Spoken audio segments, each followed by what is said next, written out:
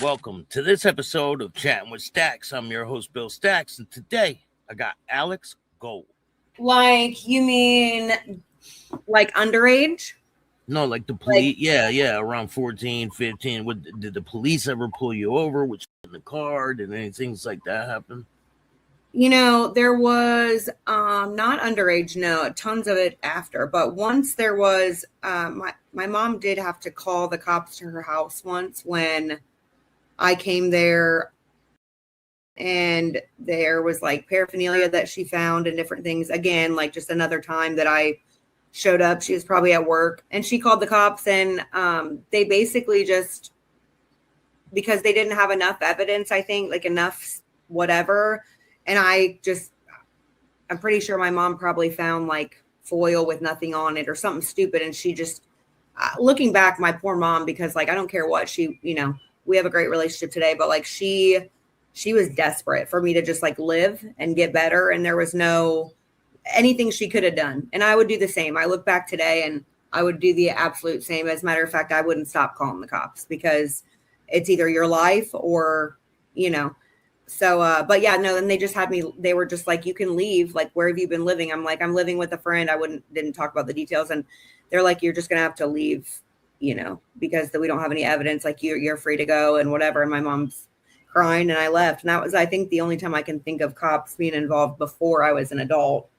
And the guy I was with, that older guy in the trailer park, I mean, I was there until I was like just about 18, and he was like a hermit outside of getting, and he just happened to skate around getting in trouble really ever. I mean, it was like, go get what he needs to get and then come back. There was no other like living, And all these people are like predators, basically, when you look at it now, right? Yeah, when I look at it now, yeah. It's actually, it's sad because I didn't look at it that way. I was so very much, I just thought like they were my people. Like I could everybody. Take care of myself, right? I'm grown. Yeah. I could do that, but yeah. You're not. You're a kid. No. You're a little kid.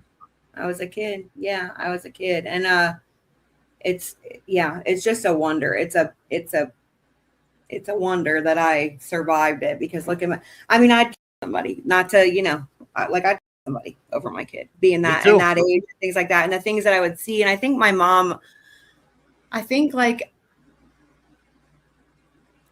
I can't imagine what she went through with it. I just know that, she begged many, many, many times for me to like get help and go home and all these things. But what was she going to do? Like, I wasn't going to listen. I wasn't going to do that. I was just going to do what I did. And it was either like, I think the harder she pushed, the more I would run. Then I wouldn't come around for months at a time. And so, yeah, it was just it was a really dark, really, really dark chapter. So when do you meet this motorcycle club president?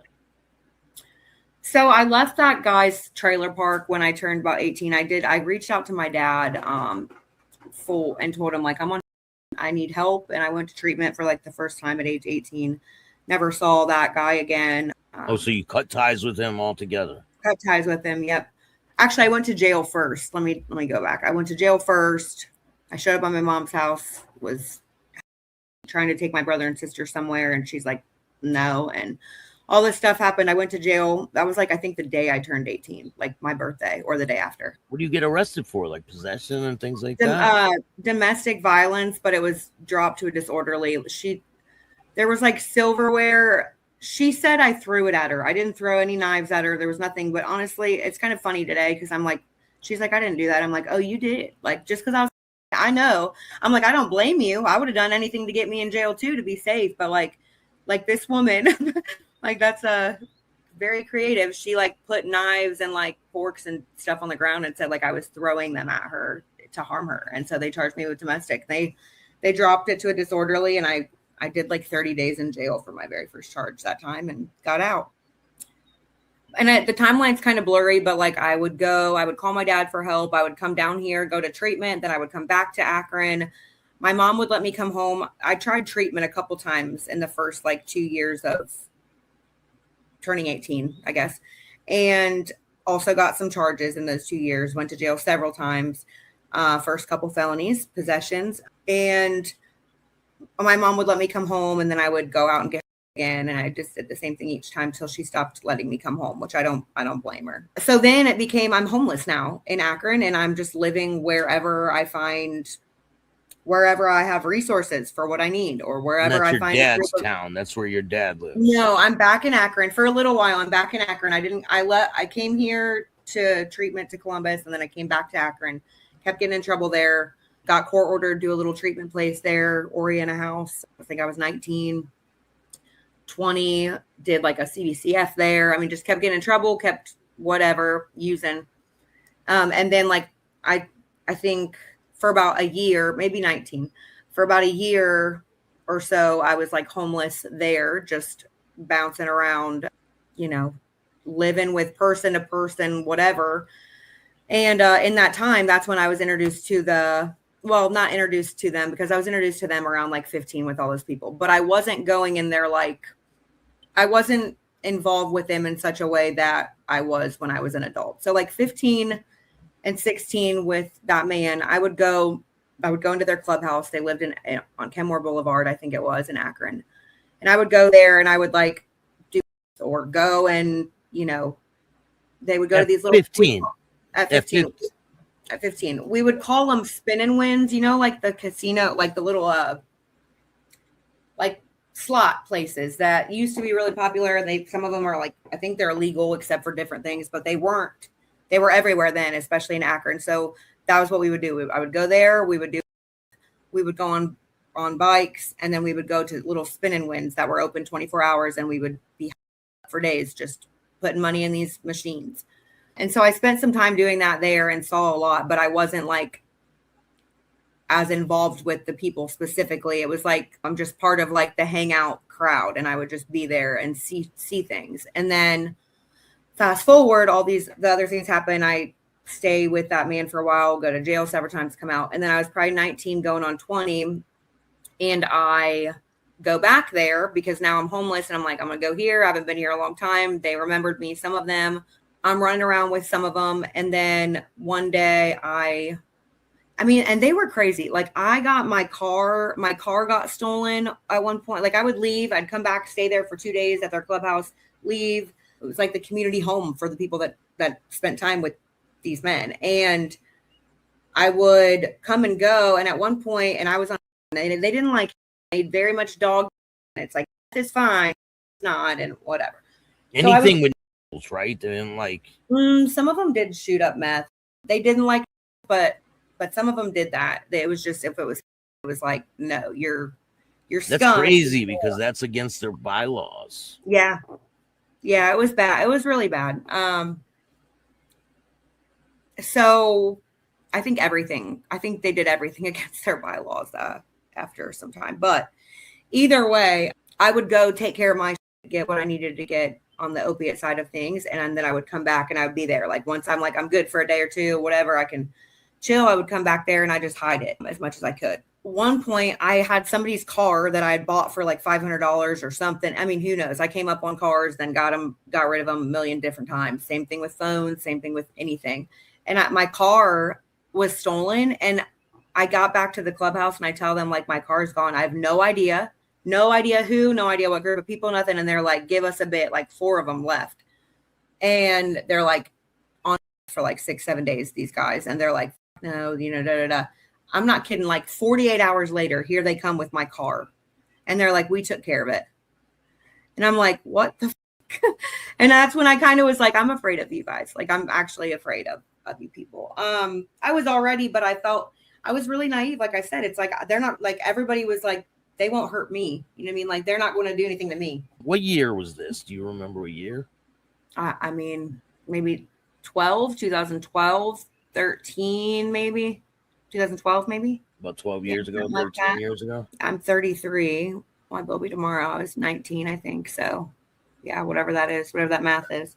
I go and I am riding around with somebody else, bringing to a couple of the guys in the chapter. We go to this. I'm like, I don't know where we're going. I never really asked a lot of questions. I was only ever really worried about like, when am I getting it? How much do I have? How's my next way of getting it? Who, whatever. Like that's literally all I cared about.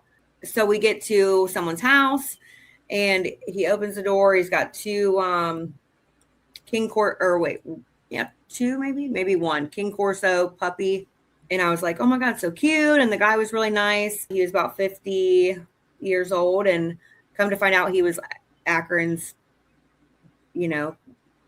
chapter president for that area of the Hells Angels. And I had never met him. I'd heard his name said, and I'd heard different things, but I'd never met him. He was never at the clubhouse, any of those things. So he's the president and he's never at the clubhouse? No, he was never there. His son was there at times, but no, he was never at the clubhouse. If he was, he wasn't when I was there. I think maybe once or twice he was there briefly, would come in, do some type of business, and then leave. But it's not like he didn't hang out with all the people there. It wasn't very brotherhoodish. It was like business and in that clubhouse always. So I go in, we're bringing him this. I was like visibly a little bit sick at this point. And he's like, what's wrong with you? You good? And I'm like, yeah, I'm fine. And the person I was with was like, she's sick, dude. Like, don't worry about it. We'll figure it out. We're going to go get her. He's like, well, what? How long you been doing that for? Or whatever, making small talk, kind of like he cared in some way. And I'm like, a while, I'm like, it's fine. I'll figure it out, and he's like, well, I'll get some for you right up the street if you want it. I'll get some small for you real quick. And I was like, yes, please. Like, I would appreciate it. Cause this guy I was running around with, it was going to be like 4 or 5 more stops before we could even go do it. I'm like, yeah, for sure. He's like, well, you got to stay here then and wait for that while I go make these runs. And I'm like, okay, fine. I'll be here.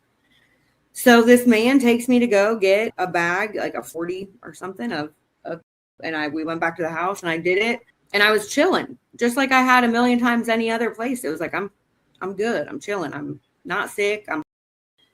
This guy seems all right. He's clearly been up for some time, but he's smoking a bunch with me too. So we're just there getting, and it started to get like dark and late because it was like middle of the day, bright when I got there. It started to get late and I was like, you know what? I still had like, I don't know. I think I had like $20 or something when I got there, which was what I was going to use to get. Like I didn't ever have a lot of money by the time. And if I did, it went straight to. So I was like, I want to go get one more bag. And he's like, do you have a person? Because my person, we can't get it this late. And I'm like, yeah. And he kind of made he was irritated. We had to go get it. And I was like, I mean, I'll walk, dude. He's like, no, I'll take you. I'm like, okay. So he takes me to my people's house up the street, get that 20, come back, and I had the intention of leaving. I'm like, I'm going to get ready and go ahead and roll out. Figure out, I'll walk. I mean, I did it many other times. I'll walk, I'll call somebody, figure it out. So I go to look for my phone and my phone's like nowhere. And I'm like, we're in his living room. And I'm like, where the f- is my phone?